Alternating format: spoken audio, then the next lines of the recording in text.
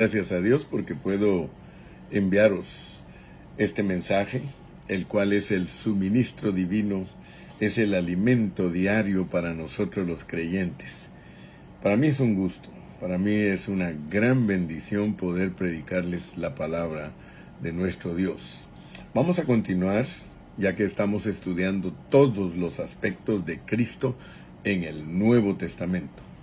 Aspectos de Cristo en diferentes formas, ¿verdad? Porque Cristo es riquísimo. Cristo es nuestro alimento vitaminado.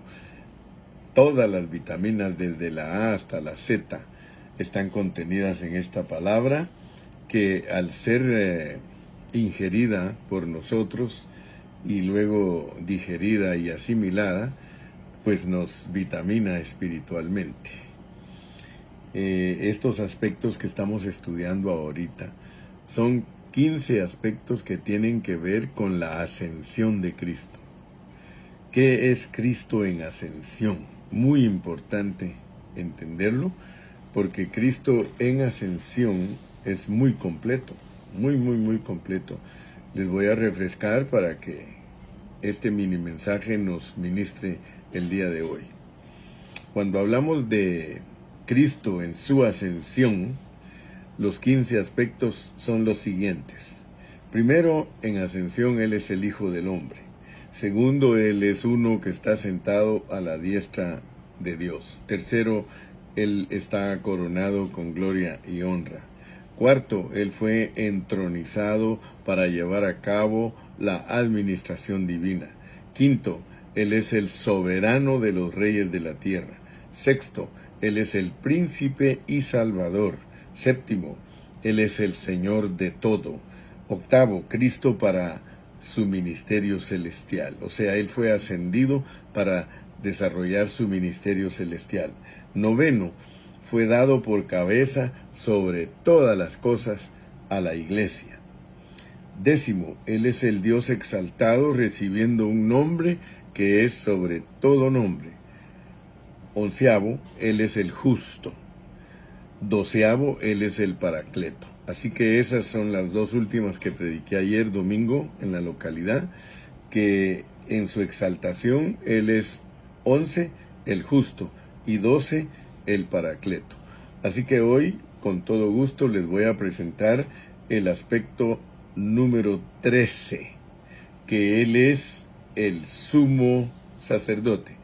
Solo ese aspecto vamos a ver hoy, por eso este es un mini mensaje, pero vamos a entender lo que es Cristo como el sumo sacerdote. Ustedes saben que Dios nos ha dado todo el Antiguo Testamento para que nosotros entendamos en una forma correcta a Cristo. Todo el Antiguo Testamento es como una metáfora, como parábola, como alegoría, como sombra, como fotografía, para que nosotros entendamos los aspectos de Cristo en una manera espiritual. Todo en Israel, todo en el pueblo de Dios con los judíos es un asunto literal. Para nosotros tiene un significado espiritual. Entonces, cuando hablamos de Cristo como el sumo sacerdote, nosotros tenemos que entender cómo funcionaba el sumo sacerdote de acuerdo a la ley de Moisés. En su ascensión, Cristo es también hecho el sumo sacerdote en los cielos. En Hebreos 4:14 dice que tenemos un gran sumo sacerdote que traspasó los cielos, a Jesús, el Hijo de Dios. El Señor vino de Dios a través de su encarnación y después regresó desde nosotros a Dios a través de su resurrección y en ascensión para ser nuestro sumo sacerdote, para llevarnos a la presencia de Dios y cuidar de nuestras necesidades. Vamos a estar leyendo algunos versículos. Vamos a Hebreos 2, 17 y 18. Hebreos 2, 17 y 18. Dice así Hebreos 2, 17 y 18. Por lo cual debía ser en todo semejante a sus hermanos, para venir a ser misericordioso y fiel sumo sacerdote en lo que a Dios se refiere, para expiar los pecados del pueblo. Pues en cuanto él mismo padeció siendo tentado, es poderoso para socorrer a los que son tentados. Muy bien, también vamos a leer en Hebreos 4:15. Hebreos 4:15.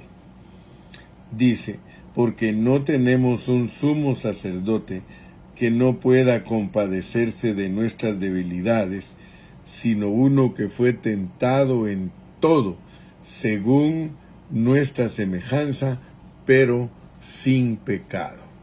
Leamos también Hebreos 7:26. Hebreos 7:26. Hebreos 7:26 dice, porque tal sumo sacerdote nos convenía, santo, inocente, sin mancha, apartado de los pecadores y hecho más sublime que los cielos.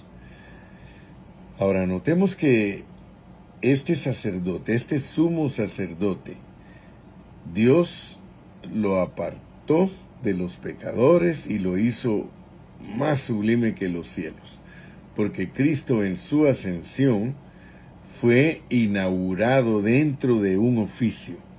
O sea que oficialmente en resurrección, al irse al cielo, en ascensión, Cristo es inaugurado como nuestro sumo sacerdote. Cuando Él estuvo en la tierra, Él no llevó el ministerio celestial como lo comenzó a llevar en su ascensión en los cielos. Como nuestro sumo sacerdote en los cielos, Él está calificado para cuidarnos en cada detalle de nuestra salvación. O sea que la ida del Señor al cielo no fue para irse a sentar sobre una nube y quedarse ahí tranquilo. No, no, no. Él ha permanecido activo desde que se fue hacia el cielo. Entonces, en el Antiguo Testamento, el sumo sacerdote es tipo de Cristo como nuestro sumo sacerdote. Cada vez que el sumo sacerdote entraba en el lugar santísimo a la presencia de Dios, él llevaba en sus hombros los nombres de todas las tribus de Israel. Y, además de eso, él también llevaba un pectoral con los nombres también. O sea que él no solamente llevaba en sus hombros la carga de su pueblo, sino que la llevaba también en su corazón. Vamos a leer esa sombra para que entendamos más lo que estamos hablando. Vamos a ir a Éxodo capítulo 28. Éxodo capítulo 28 y vamos a leer los versículos del 9 al 12 y del 15 al 30. Ya que, como vuelvo a repetirles, nosotros si queremos entender a cabalidad lo que es Cristo como sumo sacerdote, lo tenemos que comparar con el sumo sacerdote del Antiguo Testamento. Aquí en Éxodo 28, del 9 al 12, dice de la manera siguiente. Dice, y tomarás 2 piedras de ónice y grabarás en ellas los nombres de los hijos de Israel, 6 de sus nombres en una piedra y los otros 6 nombres en la otra piedra, conforme al orden de nacimiento de ellos. De obra de grabador en piedra como grabaduras de sello, harás grabar las 2 piedras con los nombres de los hijos de Israel, les harás alrededor engaste de oro. Y luego el versículo 12 dice, y pondrás las 2 piedras sobre las hombreras del ephod para piedras memoriales a los hijos de Israel, y Aarón llevará los nombres de ellos delante de Jehová sobre sus 2 hombros por memorial. Ahora leamos del 15 al 30. Dice, harás asimismo el pectoral del juicio de obra primorosa. Lo harás conforme a la obra del ephod de oro, azul, púrpura, carmesí y lino torcido. Será cuadrado y doble, de 1 palmo de largo y de 1 palmo de ancho, y lo llenarás de pedrería en 4 hileras de piedras, 1 hilera en una piedra sárdica, 1 topacio y 1 carbunclo. La segunda hilera, 1 esmeralda, 1 zafiro y 1 diamante. La tercera hilera, un jacinto, 1 ágata y 1 amatista. La cuarta hilera, 1 berilo, 1 ónice y 1 jaspe. Todas estarán montadas en engastes de oro. Y las piedras serán según los nombres de los hijos de Israel, 12 según sus nombres, como grabaduras de sello, cada una con su nombre serán. Harás también en el pectoral cordones de hechura de trenzas de oro, y harás en el pectoral 2 anillos de oro, los cuales pondrás a los 2 extremos del pectoral. Y fijarás los 2 cordones de oro en los 2 anillos a los 2 extremos del pectoral. Y pondrás los 2 extremos de los 2 cordones sobre los 2 engastes, y los fijarás a las hombreras del ephod en su parte delantera. Harás también 2 anillos de oro, los cuales pondrás a los 2 extremos del pectoral, en su orilla que está al lado del ephod hacia adentro. Harás asimismo los 2 anillos de oro, los cuales fijarás en la parte delantera de las 2 hombreras del ephod hacia abajo, delante de su juntura sobre el cinto del ephod. Y juntarán el pectoral por sus anillos a los 2 anillos del ephod con un cordón de azul, para que esté sobre el cinto del ephod y no se separe el pectoral del ephod. Y llevará Aarón los nombres de los hijos de Israel en el pectoral del juicio sobre su corazón, cuando entre en el santuario, por memorial delante de Jehová continuamente. Y pondrás en el pectoral del juicio Urim y Tumim, para que estén sobre el corazón de Aarón cuando entre delante de Jehová, y llevará siempre Aarón el juicio de los hijos de Israel sobre su corazón delante de Jehová. Veamos pues que estos detalles de los cuales te estoy hablando, las piedras iban en los hombros, pero también iban en el pecho, denotando, como te vuelvo a repetir, que Dios en el sumo sacerdote descargaba la responsabilidad de llevar la carga de su pueblo y también de amarlo. Así que un sumo sacerdote era muy importante para Dios, porque era alguien que estaba a favor del pueblo, llevar sus cargas y amarlo de corazón. Entonces, hoy Cristo es nuestro sumo sacerdote y nosotros estamos en sus hombros y en su pecho. Él está en los cielos como sumo sacerdote, llevándonos delante de Dios de esa manera. Así nos lleva Cristo delante de Dios en el lugar santísimo. Él ministra a Dios dentro de nuestro ser. Así que tenemos el aspecto económico de Cristo, que Él está como sumo sacerdote ministrando en la presencia de Dios, intercediendo por nosotros, y dentro de nosotros también está para ministrarnos la vida de Dios. Como nuestro sumo sacerdote, Cristo tiene cuidado de nosotros. Eso es lo importante entender. Él es misericordioso y fiel sumo sacerdote en todo lo que concierne a nosotros delante de Dios. Por eso lo leímos en Hebreos 2:17. Un sumo sacerdote siempre está a favor y empatiza con todos nosotros. Él no es una persona que está contra nosotros, al contrario. Leamos también en Hebreos 8:1, porque aquí en Hebreos se nos explica todas las funciones de nuestro sumo sacerdote, que son las mismas funciones del sumo sacerdote del Antiguo Testamento. El sumo sacerdote tenía que entrar con sangre al lugar santísimo y la derramaba sobre el arca del pacto en una tapadera que, si Dios nos da vida, mañana vamos a estar hablando de que Cristo es la propiciación por nuestros pecados. Pero hoy queremos dejar claro que Él es el sumo sacerdote. Entonces aquí podemos leer, les dije en Hebreos 8:1, para tener bien clarito lo que es Cristo como nuestro sumo sacerdote. Dice, ahora bien, el punto principal de lo que venimos diciendo es que tenemos tal sumo sacerdote, el cual se sentó a la diestra del trono de la majestad en los cielos. Entonces también podemos volver a leer el 7:25. 7:25.